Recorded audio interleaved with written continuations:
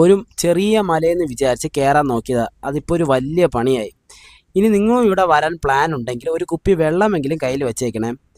ഇനി ഈ സ്ഥലത്തെക്കുറിച്ച് കൂടുതലായി അറിയാൻ ഈ വീഡിയോ ഫുള്ളായി കണ്ടിട്ട് ഇതുപോലത്തെ കൂടുതൽ ട്രാവൽസ് വീഡിയോസിനായി ഈ ചാനലും കൂടി ഒന്ന് ഫോളോ ചെയ്യണം.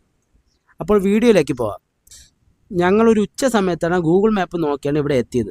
മാപ്പിൽ കറക്റ്റ് ലൊക്കേഷനൊക്കെ കാണിക്കുമെങ്കിലും പക്ഷേ കറക്റ്റായിട്ടുള്ള വഴി കാണിച്ചു തരത്തില്ല. അതുകൊണ്ട് ആരുടെ അടുത്തെങ്കിലും ചോദിച്ചിട്ട് വേണം ഇവിടേക്ക് എത്താൻ.